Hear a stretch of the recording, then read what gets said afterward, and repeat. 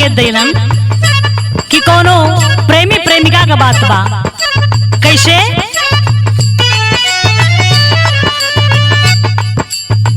तेरे संग प्यार में,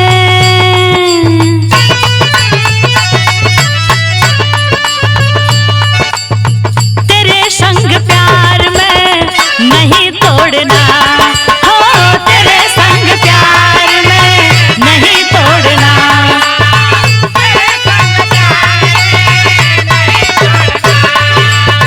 चाहे तेरे पीछे जग, चाहे तेरे पीछे जग पड़े छोड़ना,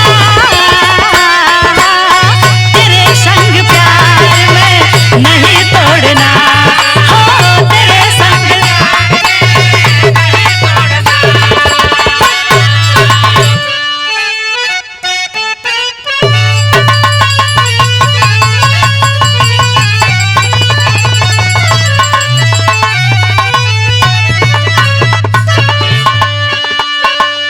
कि अब समर यार गैया,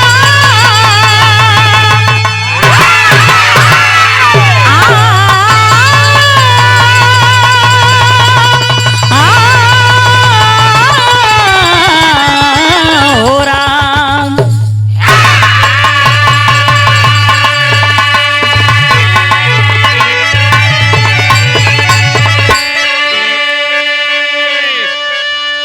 अच्छा साथियों, हम बिरहा गायिका सुषमा भारती आप सभी श्रोता सज्जनों के पांव छूके प्रणाम करतानी और तमाम हमार बिरहा गईल बा आप लोगों का बड़ा आशीर्वाद प्यार दुलार मिलल।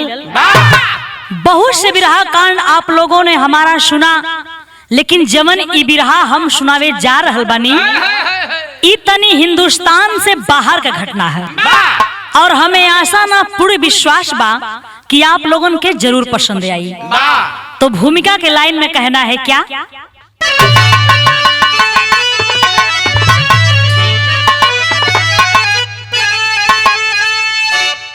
कि जिंदगी के सफर में न जाने कोई वक्त कैसा करिश्मा दिखाए कहाँ, वक्त मरहम भी है जख्म भी वक्त है, कौन सा रूप किसको दिखाए यहाँ, वक्त हंसता हंसाता रुलाता भी है, वक्त कब किसका कैसे बदल जाता है, वक्त सज्जन भी है वक्त दुर्जन भी है, लोभ में हाथ से कब फिसल जाता है।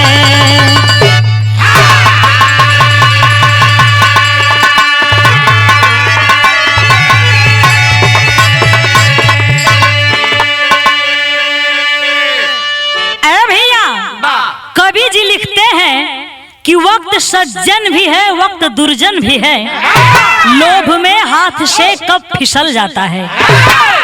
ए बाबू, केकर समय कब कैसन हो जाई ई के जानत बा। बिरहा में गजल का अंदाज लगल मास्टर।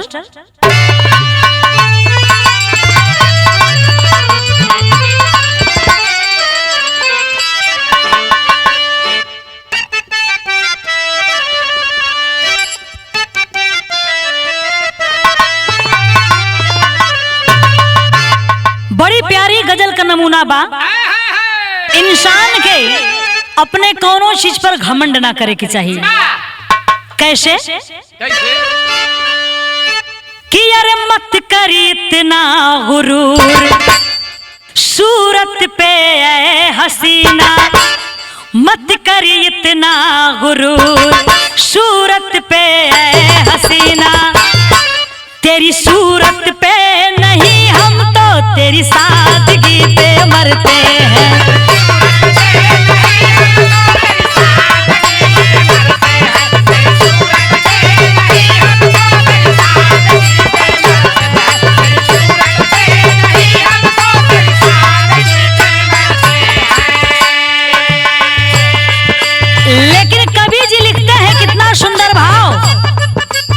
मत करी इतना यकीन गैरों पे ऐ नीले,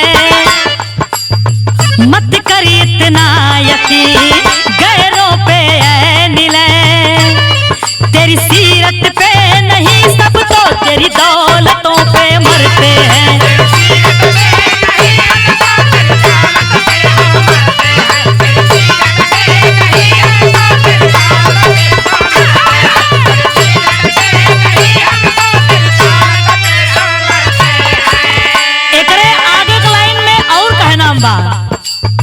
बन कर अपना कोई धोखा देता यहाँ, बन कर अपना कोई धोखा देता यहाँ, हम तो ऐसे बेवक्त की मुरव्वतों से डरते हैं, मुरव्वतों से डरते हैं।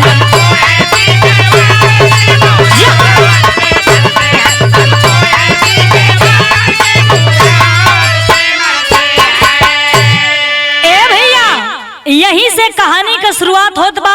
नज़म में लाइन लगल कैसे?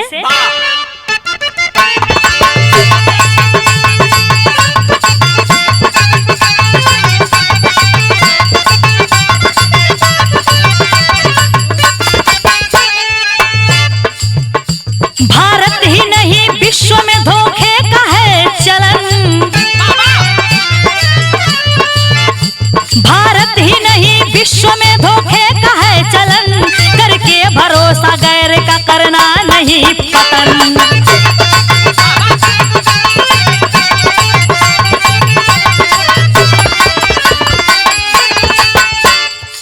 शहर अफगानिस्तान से है जब अफगान चला, शहर अफगानिस्तान से है जब अफगान चला, एक विदेशी आज बन करके मेहमान चला।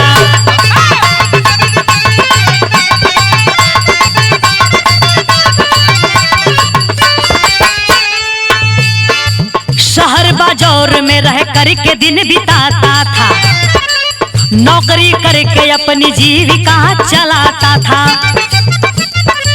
बीता कुछ रोज, बीता कुछ रोज यास्मीन से नैनाचार हुआ, बीता कुछ रोज यास्मीन से नैनाचार हुआ, जिगर का चैन गया दोनों में है प्यार हुआ।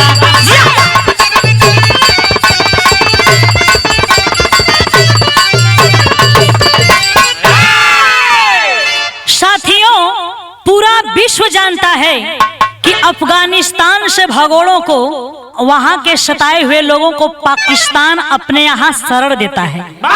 तो अफगानिस्तान का एक लड़का जिसका नाम अफजान बताया गया, वो पाकिस्तान में आया और पाकिस्तान के अंदर बाजौर जिला में छोटी मोटी नौकरी करके अपनी जीविका चलाने लगा। कुछ दिन बीता तो एक दिन अफजान के ही पड़ोस में रहने वाली बड़ी ही खूबसूरत लड़की जिसका नाम यास्मीन बताया गया, उससे मुलाकात हुई और धीरे धीरे ये मुलाकात दोस्ती में बदल गई और दोस्ती से कब प्यार में बदल गई पता ही नहीं चला। एक दिन अफजान यास्मीन से कहलन का तर्ज बदल गई।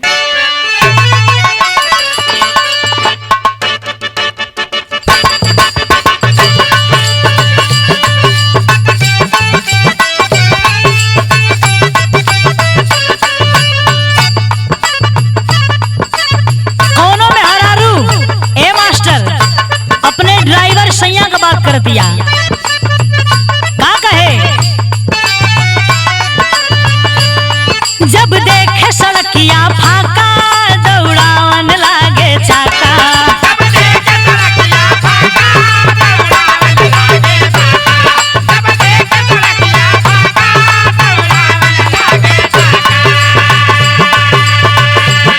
जब देखे सड़किया फाका दौड़ावन लागे चाका, हाकते हाकते गाड़ी रोक देवेला हमार ड्राइवर बलम, हो हमार ड्राइवर बलम, 4 नंबर गियर में ठोक देवेला हमार ड्राइवर बलम।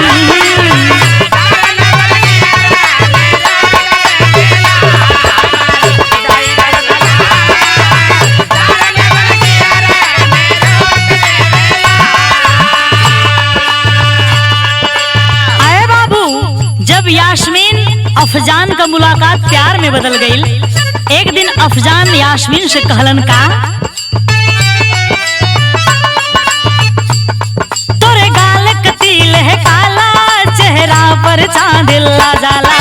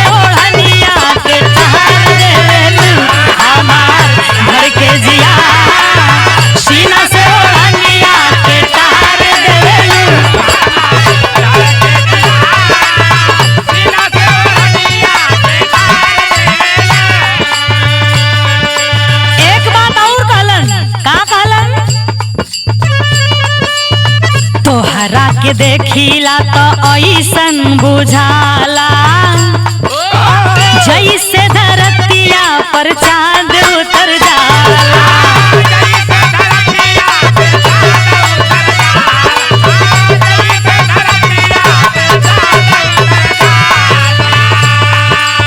जिंदगी जवनिया के जार देवेलू, जिंदगी जवनिया के जार देवेलू, हमार घर के जिया सीना से ओढ़निया के तार देवेलू, हमार घर के जिया सीना से ओढ़निया के। क्या बात है, बहुत अच्छे।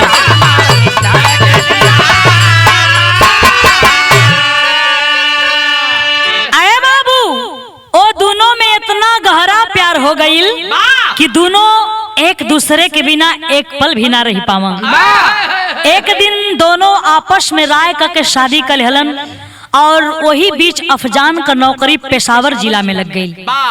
जब पेशावर जिला में लग गई तो अफजान अपने पत्नी यास्मीन के बाजौर जिला में ही छोड़ के और पेशावर में जाके नौकरी करे लगलन।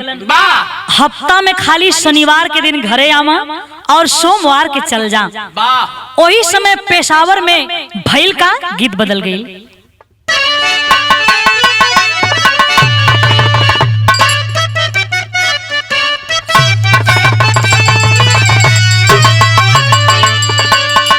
ये हमरे एल्बम का गीत बा। क्या बात है। कौनो में हरारू अपना मर्द से कहे, का कहे कि अरे पट्टे गरिया दे देबा। ए विनोद जी, पट्टे गरिया दे देबा, सट्टे न देबा पाजरा, पट्टे गरिया दे देबा।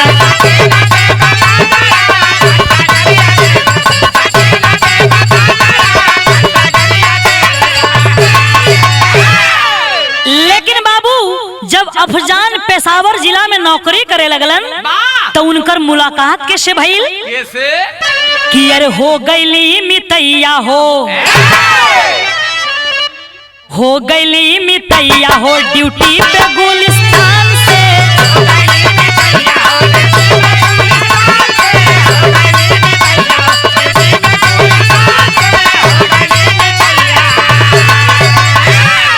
आए बाबू, ड्यूटी के दौरान ही अफजान का दोस्ती गुलिस्तान नाम के एक शख्स से हो गई और दोनों में बड़ा पटे लगल। साथ कुल खाम पिया, जहाँ कहीं भी जाए के रह घूमे टहले साथ ही में सब जा। अफजान जितना पैसा कमा अपने खर्च के बाद जवन बचे उस सब गुलिस्तान के दे दे।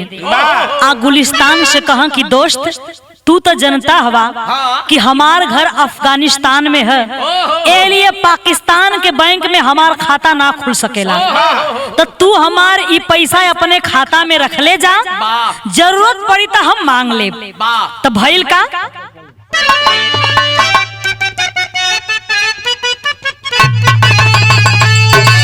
अरे रहल शरणार्थी खुलल बैंक में ना खाता, अरे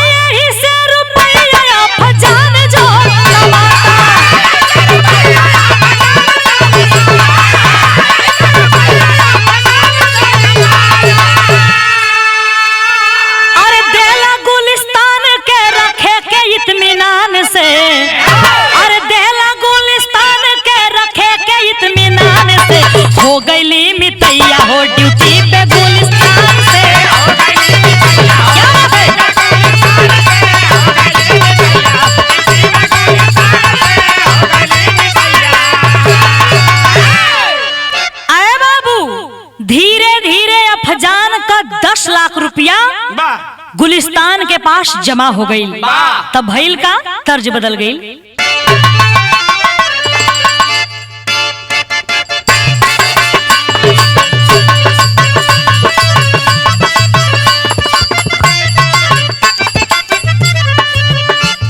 कौनो मर्द अपना मेहरारू के कमसीन जवानी देख के कहे, का कहे,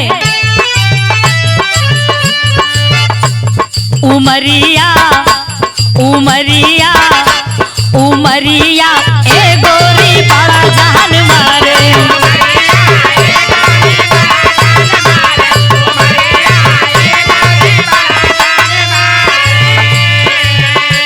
उमरिया ए गोरी बड़ा जान मारे। उमरिया ए गोरी बड़ा जान मारे।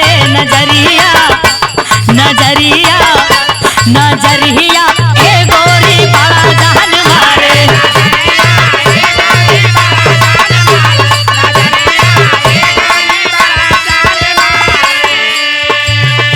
लेकिन कवि जी कितना सुंदर भाव लिखले हुवन। अरे रुपैया रुपैया रुपैया बन जाले कालमी तवन के।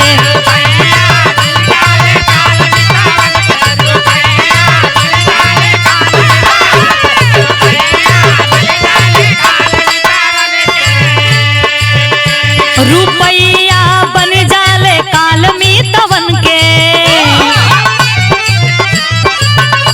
रुपैया बन जाले कालमी तवन के। कमैया कमैया कमैया बन जाले कालमी तवन के।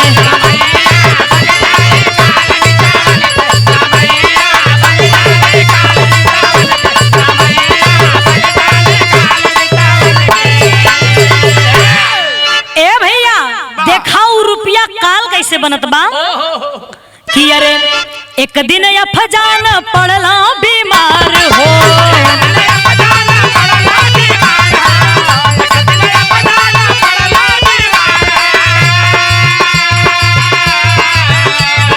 एहर गुलिस्तान करे मन में विचार हो।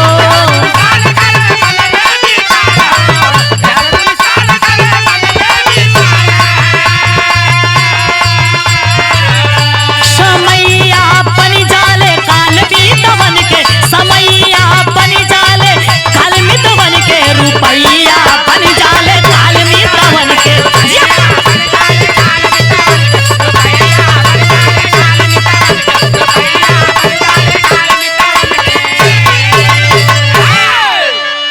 अरे भैया एक दिन अफजान का तबीयत बड़ा खराब हो गई। तब गुलिस्तान के घर पहुंचलन और गुलिस्तान से कहलन कि तबीयत हमार खराब चलत है। सोचत है कि अपने पत्नी यास्मीन के लेके अफगानिस्तान चल जाई। तब गुलिस्तान कहला कि तुम अफगानिस्तान जाना बाद में, पहले अपना बुखार ठीक कर लो। हम जा रहे हैं डॉक्टर के पास, दवा लेकर आते हैं। गुलिस्तान गईल, दवा लेके आइल। अफजान से कहलस कि ए दवा लो और घर जाके खा लेना। और डॉक्टर ने ए इंजेक्शन भी दिया है जो मैं तुम्हें अभी लगा दे रहा हूँ, तुम जल्दी से ठीक हो जाओगे। अरे बाबू गुलिस्तान का कैलस, अफजान के इंजेक्शन लगौला। अफजान अपने घरे चल दहलन। जब घर की तरफ पहुंचलन, घर तक पहुंचते पहुंचते साथियों उसकी हालत बिगड़ने लगी। तो पत्नी यास्मीन को बुलाकर और अफजान कहता क्या है, तेरी में भाव लगल।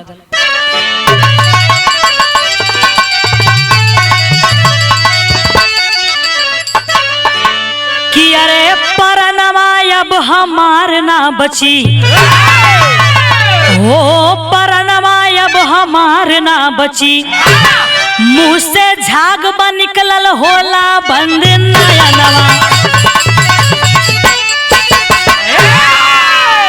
मुंह से झाग बा निकलल बंद होला नयनवा। परनमा अब हमार ना बची। अरे बाबू, जब तक यास्मीन कुछ समझ पाती तब तक अफजान का दम निकल गई, क्योंकि गुलिस्तान ने उसे पैसे की लालच में जहर का इंजेक्शन लगा दिया। यास्मीन बेचारी अपने पति की लाश पर गिरकर और दहाड़े मार कर रो रही है। कहती है क्या? तर्ज बदल गई।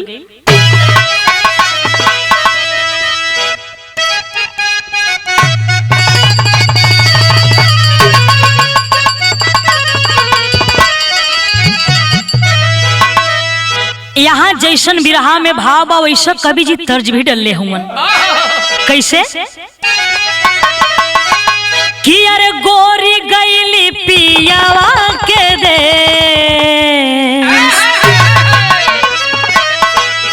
गोरी गईली पियावा के दे, रोवे मन मीतवा।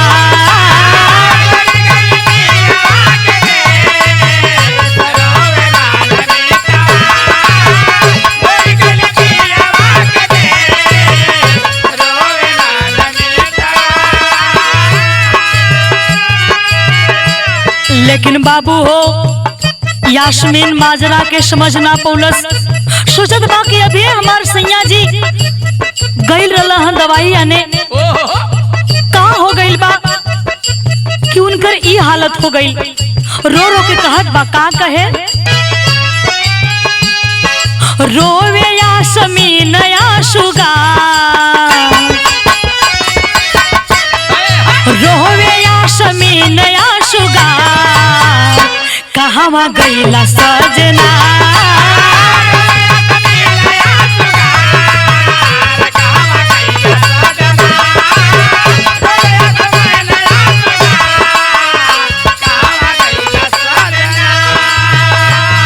सुन कई के दुनिया हमार, सुन कई के दुनिया हमार, कहाँ गईला सजना।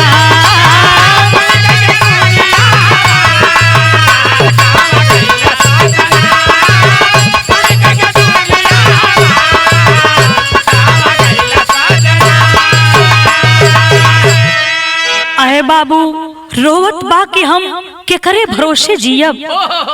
कहत बा का? कि अरे सऊ का सिंगार तू ही जिंदगी जहनवा, सपना देखा के पिया भइला सपनवा।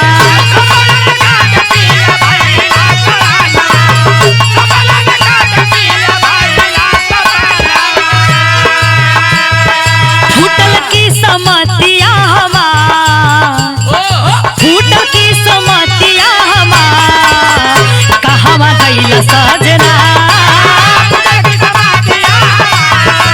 क्या बात है?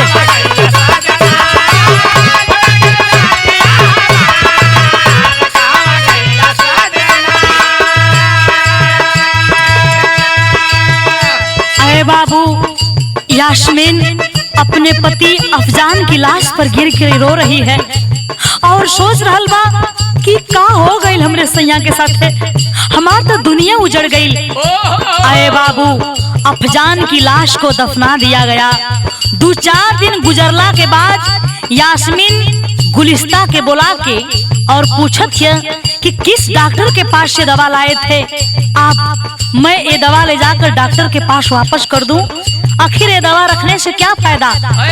अरे बाबू, गुलिस्तान जवन पता बतौला, यास्मीन जब वो पता पे पहुंचल तो वहाँ वो नाम का केहू डॉक्टर है ना रहल। अब यास्मीन के दिल दिमाग में शंका होके लगल।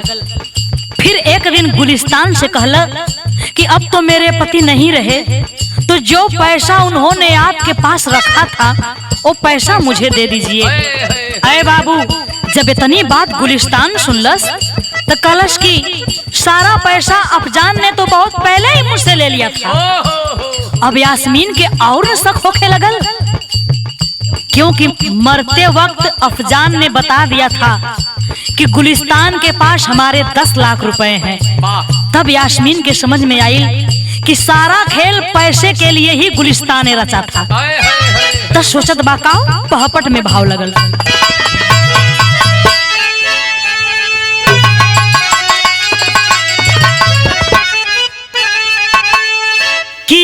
चित चंचल ना पावे चैन चिरैया नैया धारा में। अरे चित चंचल ना पावे चैन चिरैया नैया धारा में। अब बन के मितवा बन गईले मुदैया नैया धारा में।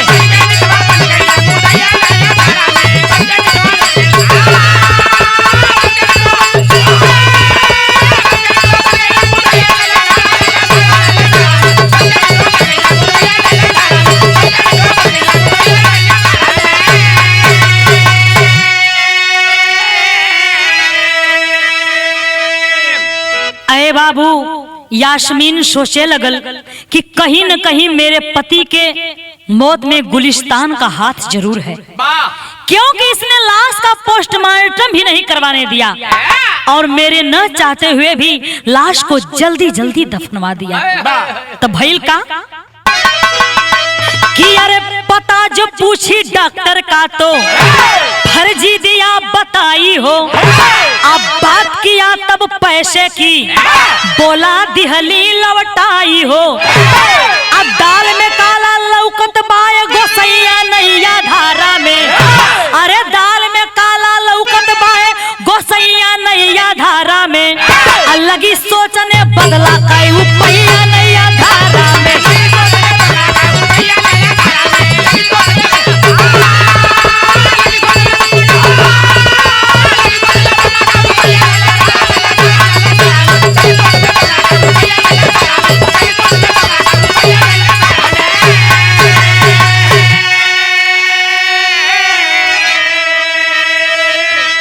आए बाबू, यास्मीन का शक यकीन में बदल गई और कहती है कि अगर ये सच में मेरे पति का कातिल है तो चाहे कुछ भी हो जाए, मैं अपने पति के कातिल से बदला जरूर लूंगी।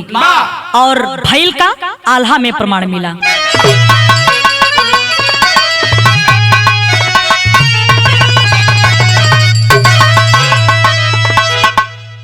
कि हाय राम, धीरे धीरे बीत गईला, धीरे धीरे बीत गईला 6 महीनवा भैया।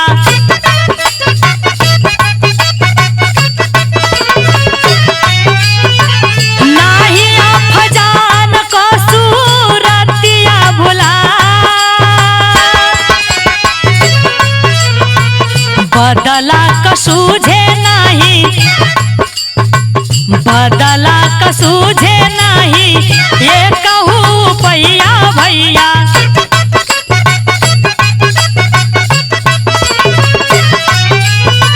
कहली गुलिस्तान से बाचनिया हो सुना, तोहरा में बसत रहल सैया का परनवा भैया।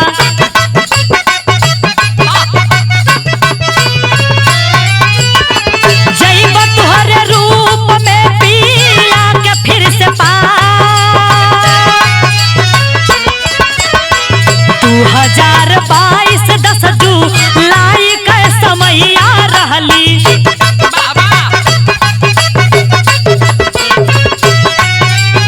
लिहली निकाह गुलिस्तान से रचा,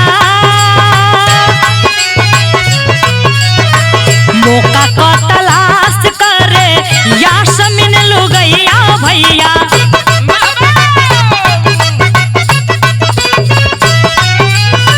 रखली पिस्तौल एक संदूक में छिपा,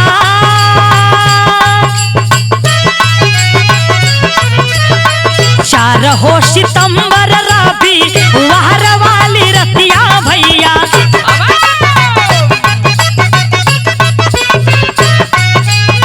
सेजिया पर सूते गुलिस्तान जब आज।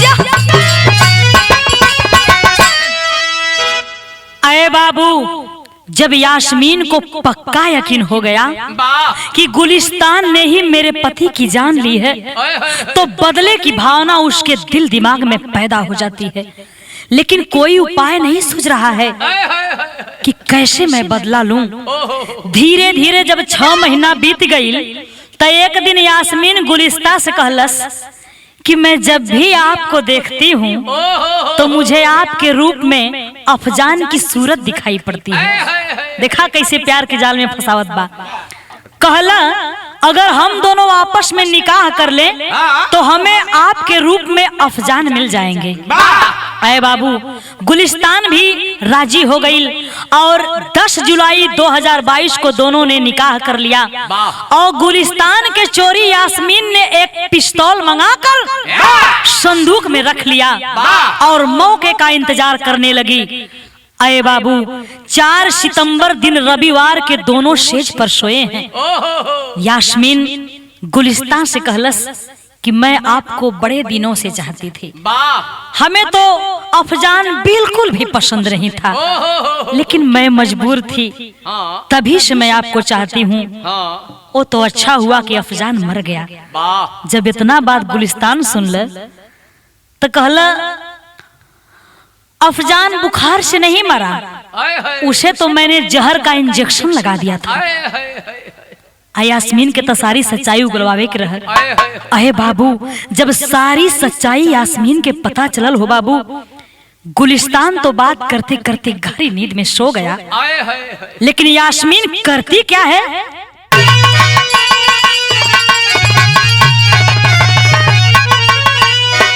कि अरे बदला के चुकौले बहाई लुटा के पनिया, अरे बदला के चुकौले बहाई लुटा के पनिया, तरंगली लोहू में बदनिया हो फसबिनिया।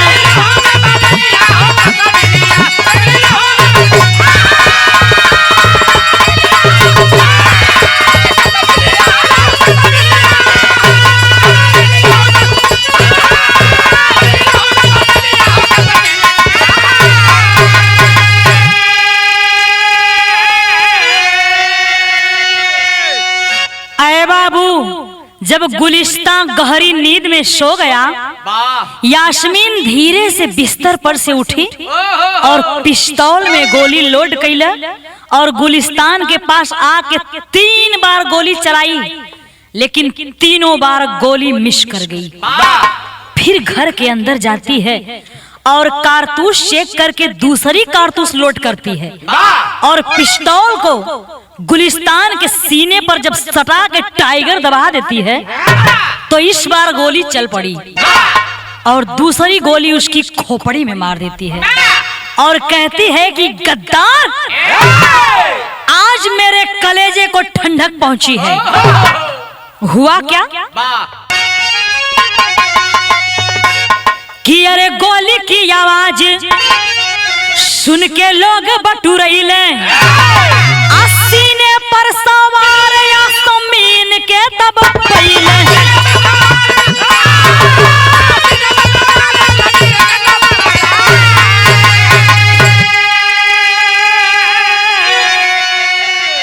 पिया बिरह में जी हाँ कैसे बिरहिनिया, अरे पिया बिरह में जी हाँ कैसे बिरहिनिया, तरंगली लोहू में बदनिया रे कसाबिनिया।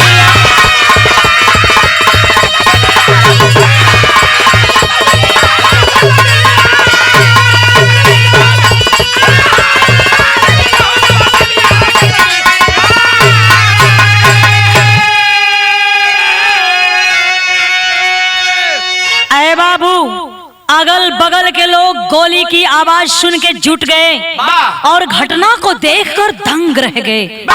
लोगों ने थाने पर फोन किया तो हुआ क्या,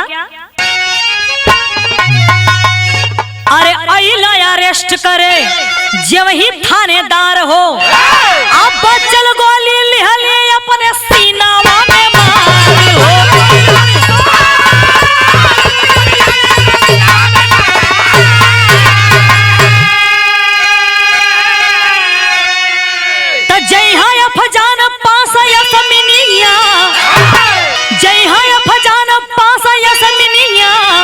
तरंगली लोहू में बदनिया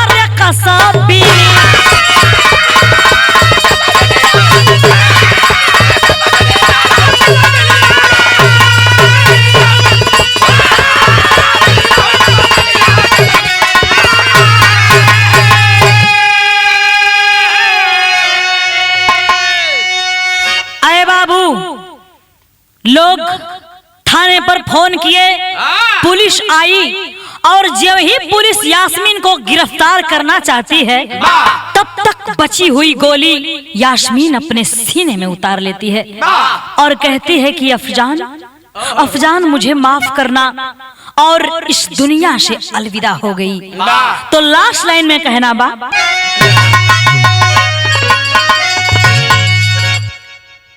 कि गुरु बिहारी गुरु गणेश पैसे के लिए न भागो, कवि चंद्रिका रामदेव कहे ही न भावना त्यागो।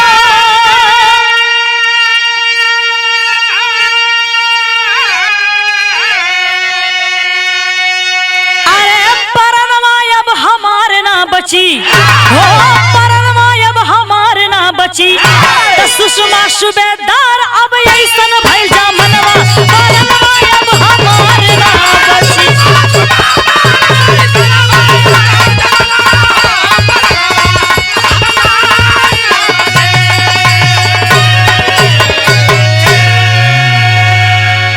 बहुत बहुत धन्यवाद साथियों।